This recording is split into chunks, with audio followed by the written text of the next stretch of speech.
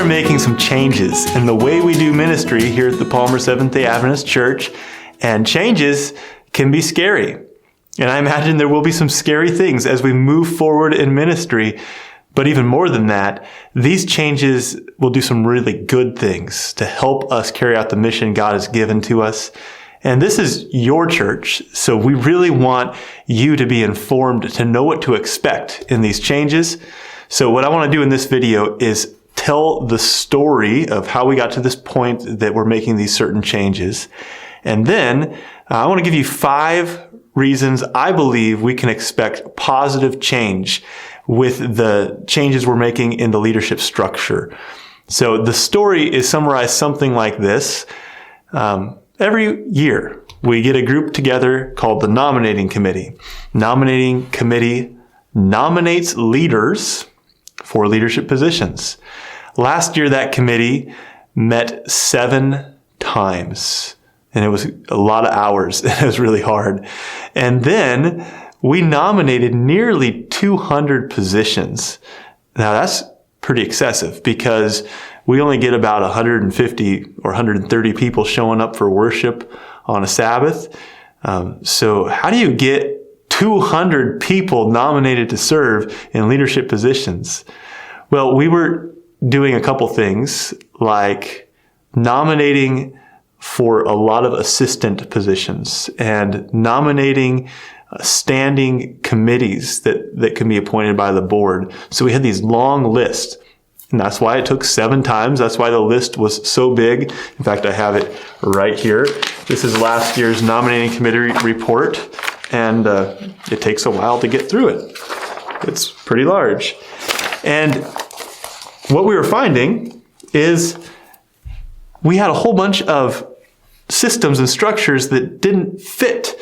And they were a result of different leaders coming in and trying something, and then we wouldn't change it and clean it up and make it functional. So I would give a phone call to somebody and ask them to take a certain role in the church. Would you be willing to be nominated for this position? And they'd say, what does that person do?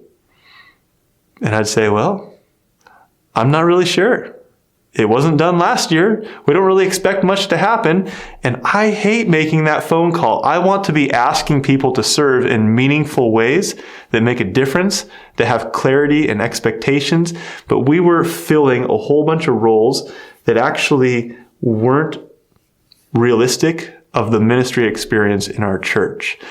I started to see the problem a little bit more, and so did the church board, when we got done with that process, and we realized that 10 of the people we nominated weren't actually members of our church. They were great people to nominate, and most of them are members now.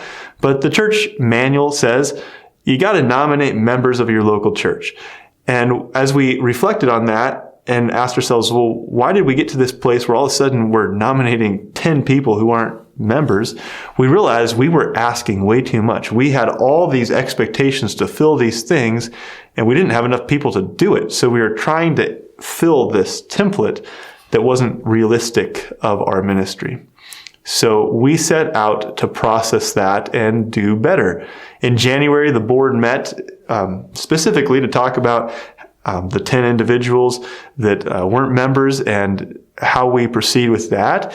And we realized we needed to have a committee to process these things. So in February, we appointed a church structure or a leadership structure committee. That's what it's called, leadership structure committee.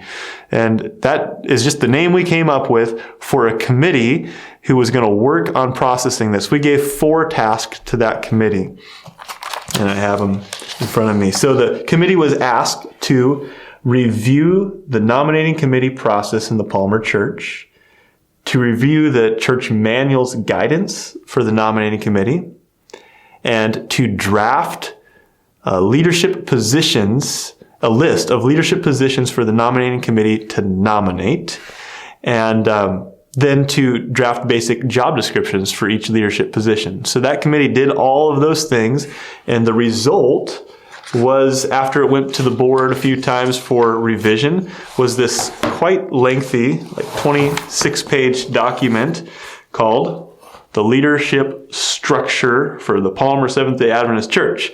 And in that, we have those job descriptions and we have the list of leaders to nominate.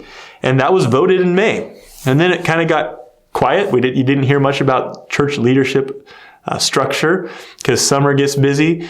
But then just recently, we have elected our nominating committee to choose leaders for 2022. And that's when this structure starts to actually be a reality in our church. Because I'm recording this on a Tuesday, a few hours from now, we meet as a nominating committee, and we're going to use this structure to guide our process. It's not going to take effect until January 2022, but we've arrived at this place because we saw the ministry going in ineffective directions, and we've taken inventory and come up with a structure that we think will serve the mission a whole lot better. Now, we can expect a lot of changes. Actually, there are quite a few changes that this committee has presented that we've voted. And I want to give you 5 changes that I expect, that I hope you can expect, and they're all good changes. I expect that we will see an increase of clarity, increased clarity. We nominated those nearly 200 positions. Well, this structure has us nominating for 59 positions. It might be a little more or less depending on a few teams that we need to look at. But there's a page 24 in our leadership structure document, and it actually has every title of a position we will nominate. So when the nominating committee gets together, our task is to find a leader who fits these roles and plug them into these roles right here. Every single one of them has a job description. So increased clarity. Every leader that we have, we're going to ask to do an important role in the church. This is a role we need done. It fits the structure. And then we can share with them what we expect. Now, these will need changed over time as we realize there's some holes or some things that could be said better, but it gives us all a place to start with clarity. They know what's expected and how it fits with the structure of the church. So I expect increased clarity with the changes in the leadership structure. What we had before was different people in different groups trying to solve the same problems. So they saw a need and different groups were working to meet that need and never even knew that the other one was doing that. So there's no communication. So it was very ineffective. We had people with good intentions and good hearts doing the right stuff, but they didn't need to because someone else was doing it. This will give increased clarity because we know who is asked to be responsible for which area. We also have increased clarity because it's written down. So this document is on the church website, and you can find this right here if you want to know what people are doing and what to expect and how the structure of leadership and ministry is articulated. You can have that clarity to look right here, and it'll answer a bunch of questions and put us all on the same page. So I expect increased clarity. And when you have more clarity, the volunteer experience is way less frustrating because you can give in an area and know that it's being used and not just used poorly and in various directions, but in one direction. So we will all be happier and do our mission better with increased clarity. I also expect the change of increased engagement. And that's really one of the big things we're after. We want people to be active in ministry. That's what the picture of the church we get in Ephesians 4. We grow as each part does its work and is contributing through their gifts and building each other up in love. So we want people to be engaged. In a couple ways that this leadership structure gives increased clarity is it focuses ministry, or it structures ministry through teams. There's a visual of that in the document that outlines the 7 teams we've come up with. Now, these aren't new things. They're just a new structure to the ministries that have been going on in our church. So we've titled them Communication Team, Children's Ministry Team, Fellowship Team, Worship Team, Outreach Team, Inreach Team, and Home Team. We looked at all the ministries happening, and we realized we needed support for those ministries, so we grouped them into teams. Now there's some overlap in these things, but each team has a description of what they're looking for and what they're trying to accomplish and what things are happening in our church already that fit with the ministry of that team. So we're going to have increased engagement because we have teams that you could be a part of. This page right here says, want to serve? Choose a ministry team. Contact the leader. Start making a difference. So here's how you get involved. If you're not nominated to serve, because you don't need to be nominated by the nominating committee to make a difference in our church, is you look at this and say, man, I'd really like to use my gifts for God on the worship team. And you see a name there, you see a number, you call them and say, how could I serve? And we will have an elder over those teams who is able to assess your interest and the needs and plug you in a meaningful way.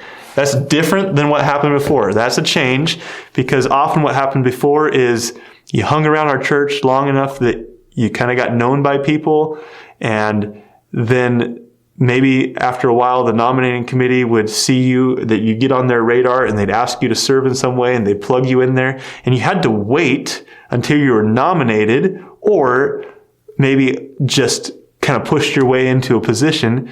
And now you can get on board without waiting for that official call. So there's a lot more opportunities, on-ramps into ministry. We want to make it as accessible as possible for people to use their gifts for the Lord. And this structure helps with that. So I think there's increased engagement through teams. And there's increased engagement through our meeting structure. We are going to do things a bit different.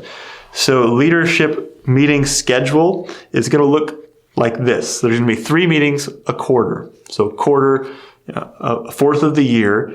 There's going to be a team meeting once a quarter, a board meeting once a quarter, and a business meeting once a quarter. Right now, we have board meetings once a month.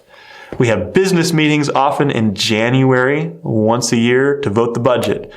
But I see increased engagement because we are going to have business meetings once a quarter. A business meeting is the opportunity for every church member to come and vote on issues and also hear updates so we can be more engaged. The team meetings are also an opportunity for more engagement. Rather than letting every issue or decision go before the board, so much of that ministry is going to happen at the team level, where that team gets together with nominated leaders and people who volunteered to join that team, and they work through the ministry in that area of our church. So you can be involved a lot more, because you don't have to just be a member of the board to come and help make decisions and push forward progress in ministry. There are team meetings, business meetings once a quarter. So please come to those. Come and be engaged through business meetings and team meetings. This whole structure really fits the structure of the Adventist church in general. We are structured where the highest level of authority is the people in the local church, the membership of the local church. We are not a dictator, top-down church. We are a church that wants to listen to the voices of our members, and this structure helps us kind of return to that. A lot of things had been pushed to the board, and the board was really making decisions for this church. This is a bit of a correction to help us move faster and lighter and a lot more appropriately listening to people's voices. So a graphic that kind of helps see that is on the front page of our leadership structure document. It has arrows up. So church board, it has arrows up to team meetings or ministry teams, and then arrows up to people. And what that is trying to represent is those leaders who are board members, their position is to serve ministry teams. And ministry teams, their position is to serve the people who we want to be using their gifts to love others and do ministry. If I was to make this larger, the pastor would be somewhere here serving those elders, and the elders would be serving there. So what we're hoping to do is make this a structure for increased engagement where the leaders are able to serve others to do the work of ministry. So there's a lot more opportunity to be engaged. We don't want a top-down organization that is capped by the potential of the leader. We want every part of the body functioning and giving their gifts so that we can grow, like Ephesians says, into the full measure of Christ. We're trying to do this through our listening campaign. You've seen our wall that says, "Tell me more," and you've maybe seen the assessment. We're really trying to create a culture of listening in our church. The purpose of that is we really believe we're better when we have multiple people who are connecting with God and bringing their insight, opinions, skills, and energy to the ministry. So one of the changes I expect to see in this leadership structure is increased engagement, and I hope that's you. I hope you are finding ministry more accessible, more meaningful, and just easier to be involved. So increased engagement, super positive thing I see in this structure. Another thing I see is increased impact. We want to make a difference. We want to do the work God has given to us, and there are leadership structure things that can really limit that. And if it's chaotic or unstructured or unorganized, we spend a lot of energy going nowhere. So I see increased impact. And one of the big ways we're doing that is through delegated authority. We really see that in the role of our elders. So this is a big change. We have team leaders for each of these 7 teams. Those team leaders are church elders. That means the elders who serve in our church, there'll be a few of them who are elders at large just because we need a well-rounded team, but most elder will be specifically assigned as a leader of a team. That means the team will be led by someone we trust with their spiritual integrity. That means that the elders of this church will have individual specific jobs with some big responsibilities. We're asking a lot of these leaders. And with that comes increased impact because we have one pastor and I have certain gifts and I have certain things I don't do well, but I can't do it all. And with delegated authority, not just delegated tasks, because that just gets things done, but delegated authority actually helps people to engage in ministry. So these leaders have teams where they function in parts of the pastoral role, leading worship team and leading outreach teams. And there'll be so much more good that comes out of that than if there was one person like me or somebody else over all of that. The delegation will help us move forward. So we will have increased impact in that way that we have delegated out those ministries. In fact, in this entire document, the title pastor is never mentioned. And that was intentional. It was so that the pastoral role can be a support role to this structure, but this structure is not dependent on the pastor. The work of ministry is being done with higher impact because the people are being equipped and put in position to do that. So I expect a lot higher impact. We're going to have to say no to some small things that we've collected over the years.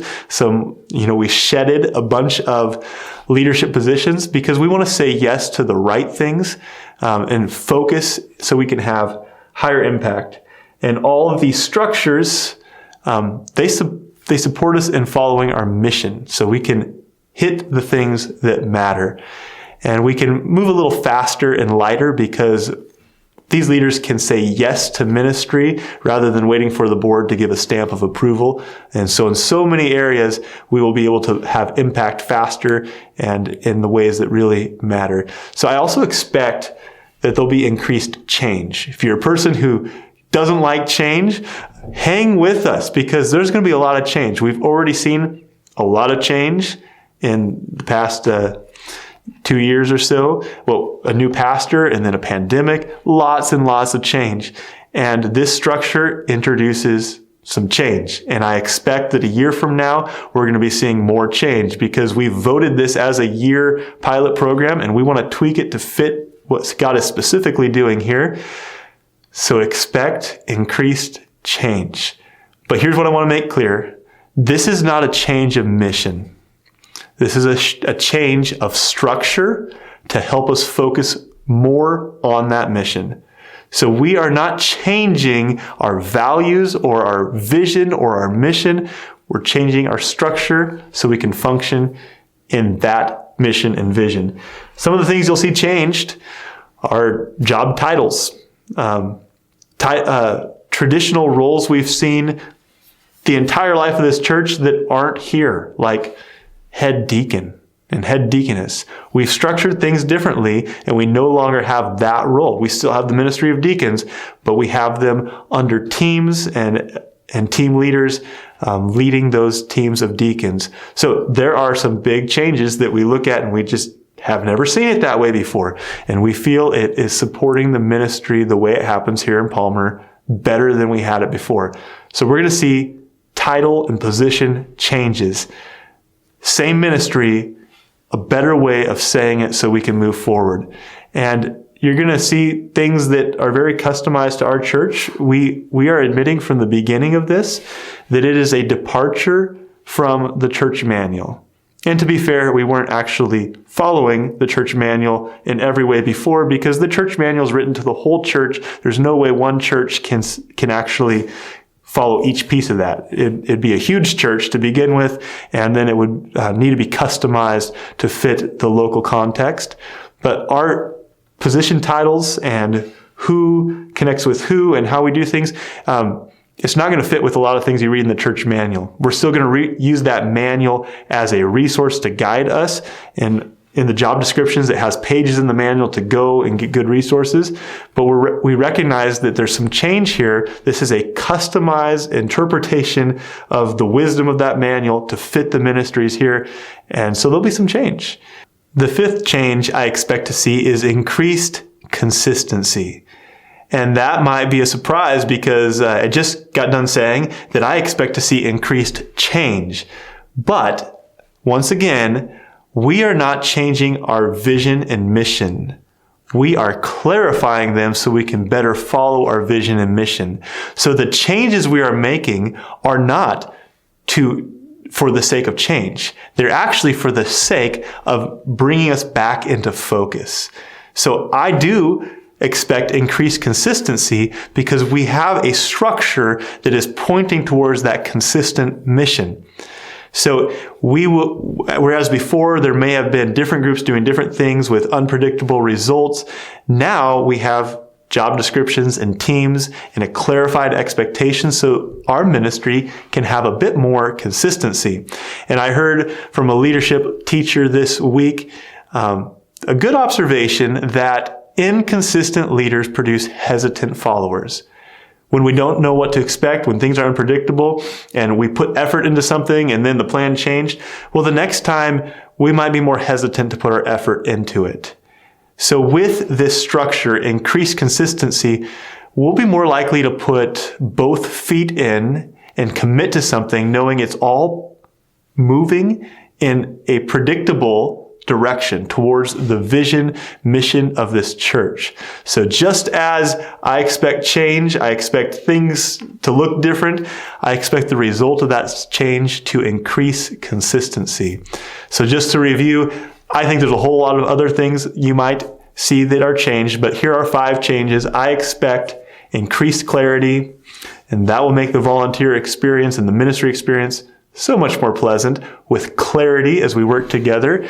I expect increased engagement. I hope you're excited to serve, and I hope that as you just hear this overview, you know that you will have a place in the ministry of this church. I expect increased engagement. I expect increased impact. We want to make a difference. This structure is helping point us in the way to make a bigger difference. And I expect increased change. Hang in there with us. The changes are for a purpose. They're calculated for our mission. And as a result, I expect increased consistency. We're going to be saying the same things a whole bunch, moving in the same direction. We have a very compelling vision for this church. We've written out what we think God is calling us to do, and that is to be a community striving to intentionally reflect the character of God. And the character of God is the highest thing we could ever imagine. It's love. It's all those things we lack in this broken world. If we can be a community that reflects that, that's intentional about that, that's striving towards that, then our young people feel the love of God in this community, that people visit and they feel that God who is so different from the character of this world, and they feel that in our community, when we can build each other up in love, that is something I could give my life for. That is something compelling that I want to be a part of. So that vision, that's too good to get sloppy about, to be disorganized. So the real reason behind these changes is we need to be diligent and organized so that we can better do what God has called us to do, so that we will become who God is making us to be. And if you've watched to this point, that tells me you're engaged. And I just want to thank you. Thank you for being a part of the ministry of this church.